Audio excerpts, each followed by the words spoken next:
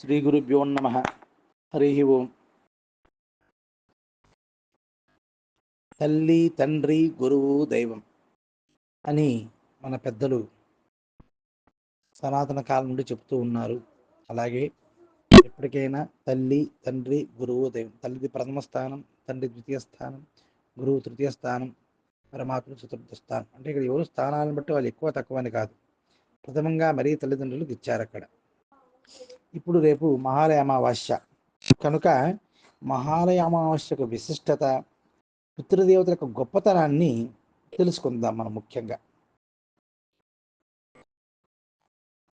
సూర్యనారాయణ స్వామి కన్యా రాశి ప్రవేశం మొదలు పుత్రుల గృహద్వారం ఆశ్రయించి ఉంటారు. భాద్రపద బహుళ పాడ్యం అంటే మన పౌర్ణమి వెళ్ళిపోయింది కదా, వినాయక చవితి నిమజ్జనం తర్వాత, అప్పటి నుండి భాద్రపద బహుళ పాడ్యం నుండి అమావాస్య వరకు శ్రాద్ధం జరగనీయడము ఈ యొక్క పితృదేవతలకు అత్యంత శ్రేష్టమైనటువంటి దినం అన్నమాట. మహాలయ పక్షంలో శక్తి కొలది మహాలయ శ్రాద్ధమని అంటే తద్దినం చేసేటువంటి వారు మహాలయం చేసే తర్పణాలు, స్వయంపాక దానాలు చేస్తూ ఉంటారు.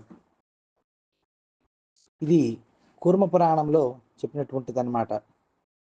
అమావాస్య దినమున పితృదేవతలకు అంటే రేపటి రోజు 2/10/2024 బుధవారం రోజు చాలా శ్రేష్టమైన దినం.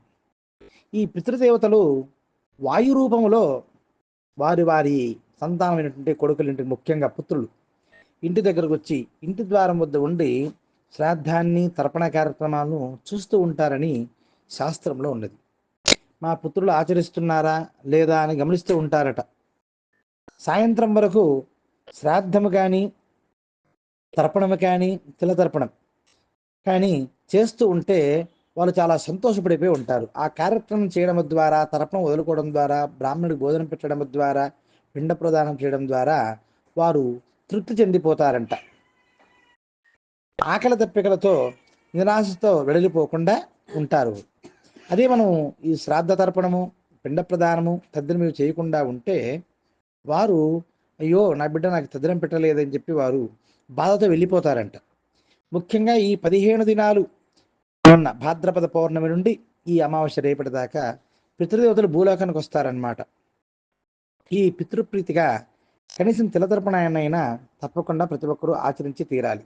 తల్లిదండ్రులు గతించినటువంటి వారు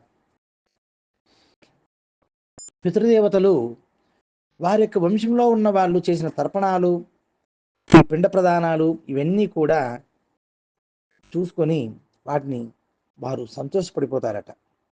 అలాగే ఈ పితృతర్పణాలు ఇవ్వడం ద్వారా అది కూడా మన శక్తి ఉంటే కాశీ, గయా, ప్రయాగ ఇలా పెద్ద పెద్ద పుణ్యక్షేత్రాలు చేస్తే మరీ శ్రేష్టమైనటువంటిది అనమాట.